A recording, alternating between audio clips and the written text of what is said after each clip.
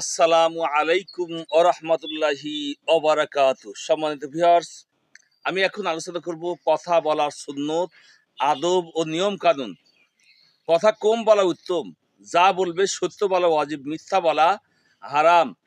সাধারণভাবে আস্তে কথা বলা উত্তম, তবে বড় মজলিসের প্রয়োজন অনুপাতে জোরে কথা বলবে। প্রয়োজনের অতিরিক্ত জোরে কথা বলা ভালো নয়। নিজের চেয়ে অধিক বয়স এবং অধিক এলম সম্পন্ন লোকদেরকে কথা বলতে অগ্রাধিকার দেয়া আদব। আলেম ও জ্ঞানী ব্যক্তির পক্ষে মূর্খদের ভঙ্গিতে কথা না বলা উচিত। বানোয়াটি বা লৌকিকতা করে কথা না বলা, কথার মধ্যে ছন্দ সৃষ্টির কসরত করা অন্যায়। তাহাকিক তদন্ত ব্যতীত কথা বলা অন্যায়। যে কোনো কথা শুনেই তাহাকিক তদন্ত ব্যতীত তাহা বর্ণনা করা মিথ্যার শামিল।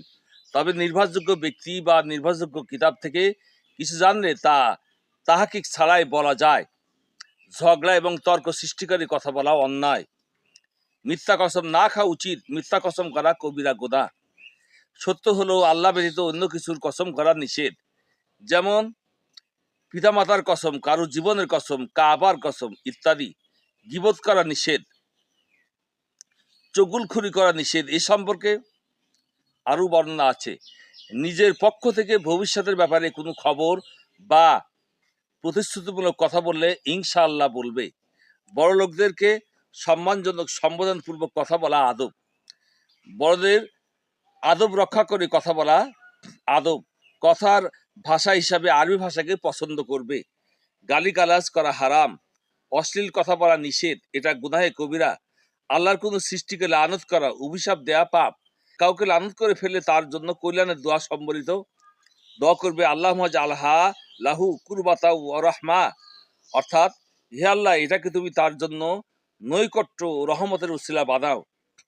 কারো উপর অপবাদ লাগানো নিষেধ, এটা মহাপাপ। কাউকে কাফের, ফাসিক, মালুন, আল্লাহর দুশমন, বেঈমান ইত্যাদি বলে সম্বোধন করা নিষেধ। নিজের ভাঙ্গা অভিজ্ঞতার কথা বলবে না, এতে শ্রোতাদের মনে বিরক্তিকর উদ্বেগ হয়। আত্মপ্রশংসা না করা, এটা গুনাহ। কোনো ফাসিক বা পাপীর প্রশংসা না করা, এটা গুনাহ। যার মধ্যে অহংকার দেওয়ার সম্ভাবনা আছে, এরূপ ব্যক্তির সম্মুখে তার প্রশংসা না করা, অতিরিক্ত ঠাট্টা মজা না করা, এতে প্রভাব, লজ্জা, শরম ও পরহেজগারি হ্রাস পায়।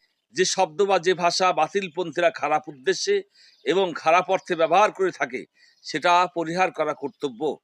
যে শব্দটা ভালো মন্দ উভয় অর্থে ব্যবহৃত হয়ে থাকে, এরূপ শব্দকে ভালো অর্থেও ব্যবহার না করা উচিত। চিন্তা করে কথা বলবে। কথা এত সংক্ষেপ করবে না যাতে বক্তব্য অস্পষ্ট থাকে, আবার দীর্ঘও করবে না যাতে বিরক্তি সৃষ্টি হয়। চাটুকারিতামূলক কথা বলবে না। কোনো প্রয়োজনের কথা কারোর নিকট পূর্বে বলে থাকলে আবার সেটা পুনরাবৃত্তি করার ক্ষেত্রে পূর্ণ কথা বলবে।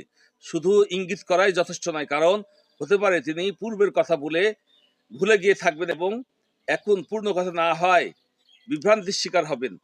কারো বক্তব্য শেষ হওয়ার পূর্বে তার কথা কেটে মাঝখানে কথা না বলা আদব।